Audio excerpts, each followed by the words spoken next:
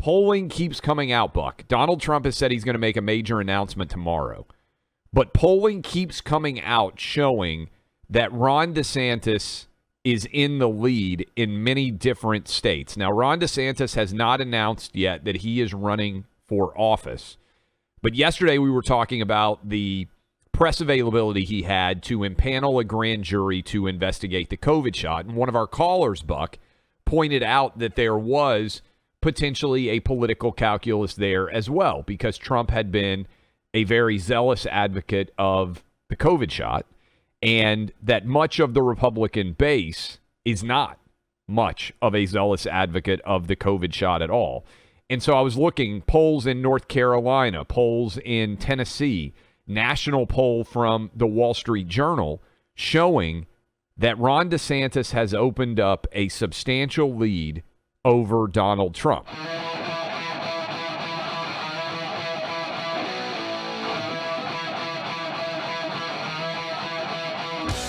It's becoming increasingly clear to me, and I'm curious if you agree with this as well, Buck, that much of 2023 for Republicans, for all of us out there, is going to be about DeSantis v. Trump. Now, to be fair, there are other candidates that I think are going to run. Mike Pence, Mike Pompeo, Nikki Haley, many different, Glenn Youngkin may. And some of these people, when they get on the stage and we get into the debate season and everything else, may well have an incredible appeal that, frankly, they're not getting credit for right now. But this DeSantis-Trump battle, this idea that we got two heavyweight fighters, so to speak, standing in the ring throwing punches at each other, even if it's not officially a race yet. What do you think? Do you think the Trump camp, Buck, should be nervous based on some of these early polls? Or do you think DeSantis is the flavor of the week, the exciting, and again, he has not yet announced the exciting new candidate, and so he isn't sullied as much? And let me give you some data. This is from the Wall Street Journal, new poll that just came out. Ron DeSantis has a +4 net positive rating. Joe Biden net -11, Donald Trump net -23. And when they are compared very favorable or not, DeSantis 32% very favorable, Biden 20%, Trump 18%. Now, 52-38, DeSantis is up. So do you buy this as real or is it a mirage? That's the question. It's just so early. I think that's the first thing that you have to put this into a context of. It's very early on in this process of figuring out who the GOP nominee should be. We only have one person, Donald Trump, who has come out and said that he should be the nominee, obviously. I am certain there will be others, as you point out. Ron DeSantis has not announced yet, and I'm not 100% convinced he will announce. I also am somebody who says nobody can predict the future. He's doing a great job in Florida, and Floridians. One thing that's funny, as you know, I'm spending most of the winter here in Miami, and for obvious reasons, it's real cold up in New York right now. Yes. But one of the things you hear from Floridians is they don't want to give up the best governor in the country, even for the presidency, or I should say to run for the presidency. So I don't know how much. There may be a little tongue in cheek on that one, but I think they're partly serious about it, at least, and some of them are probably very serious. And then there's also who is the opponent, because that matters so much as we see. Well, that's just a basic truth of politics.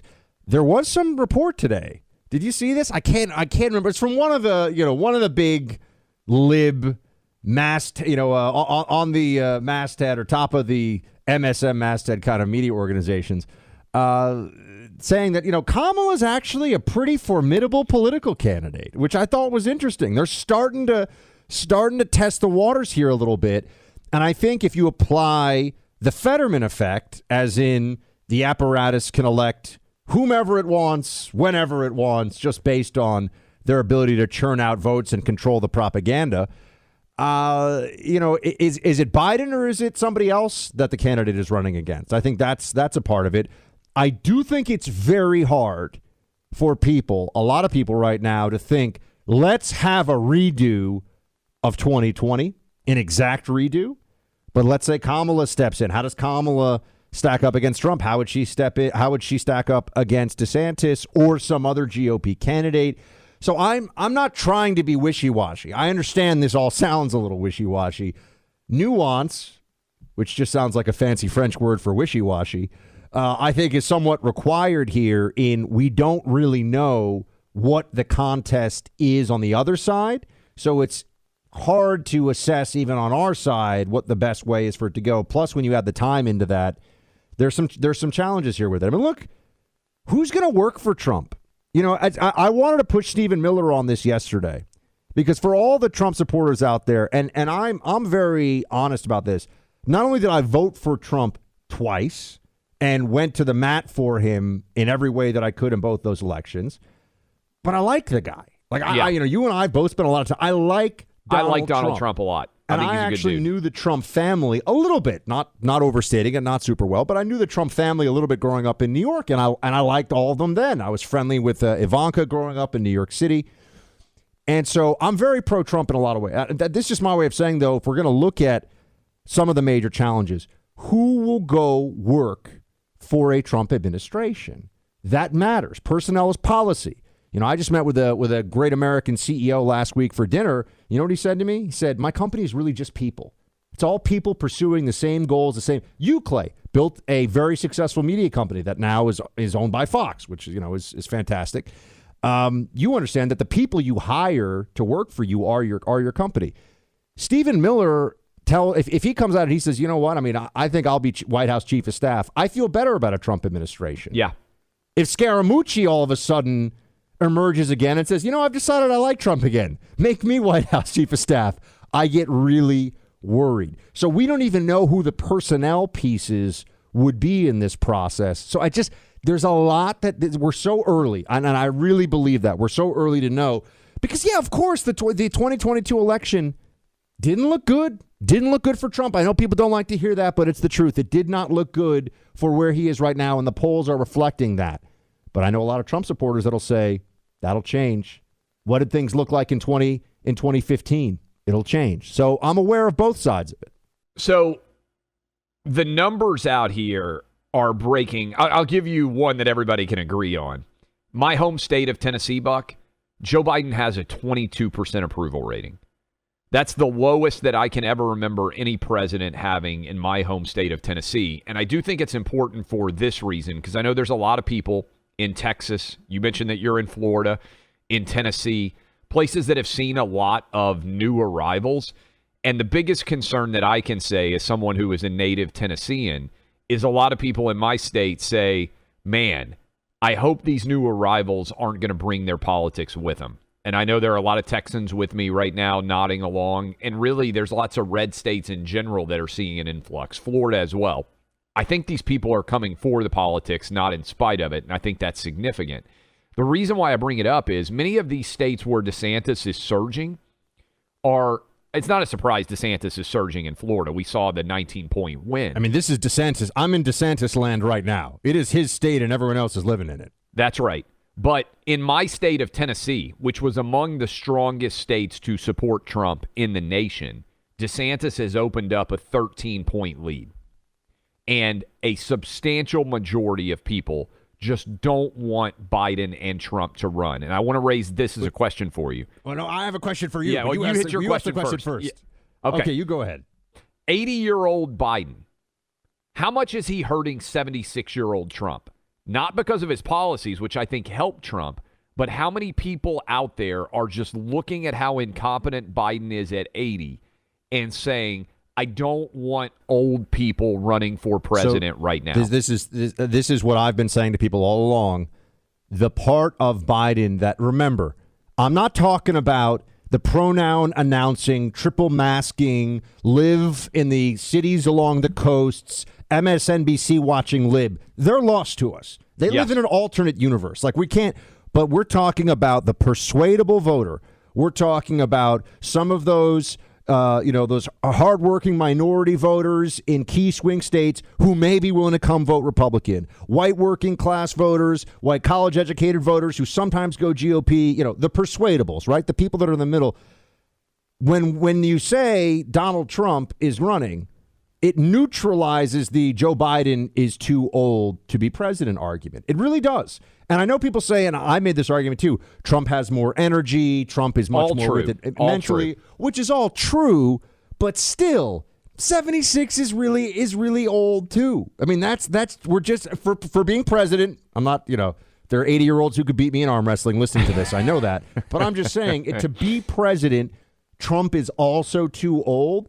So the persuadable voter who might say, this Joe Biden thing is just ridiculous, is going to say, well, if it's 76 or 80, I guess it's kind of a let's look at the other issues involved. What I was going to ask you, have you seen this Truth Social post that's out right now from the Trumpster? No, I have not. America needs a superhero. I will be making a major announcement tomorrow. Thank you. From Donald Trump. This is just in the last hour. Just put this out from his official account. Read it again. Read it again, because I mean, it's America such an interesting. Needs a superhero. I will be making a major announcement tomorrow. Now, I've got an idea. Trump says he's returning to Twitter. What do you think? That's pretty good. That's pretty good. Mine was actually even more when I hear America needs a superhero, I'll be making a major announcement tomorrow. A part of me wonders, is he going to announce his vice presidential running mate? But believes that would make sense. So that's certainly plausible. To give himself some new. I mean, I know it's early. It's so early, though. I mean, what's that? Is he going to start announcing his commerce secretary pick when we get into the heat of the primary season? To your point on what is a way that Trump could appeal to and dominate attention. It is to potentially start rolling out his whole cabinet and say this is a shadow competition here. We are in mind meld right now, because I was going to say, as soon as I said the thing about the Commerce Secretary, it connected to what I'd said before, which is if Trump – look what Trump did on judges. I think this is very instructive. There are a lot of people who are a little shaky on Trump early on. I'm talking now 2015, 2016. I remember that. You remember that. But Trump said basically the Federalist Society is going to be picking the judges. I'm going to give you a list. He put out his list. It was phenomenal. I got a list of people, and Trump on judges, no matter how annoyed people are at Trump about other things here or there, whatever, Trump on judges, A+. A+ across the board. Did a phenomenal job with judges, and as a result, is probably the most consequential pro-life president certainly in the post-Roe v. Wade history of this country. Okay?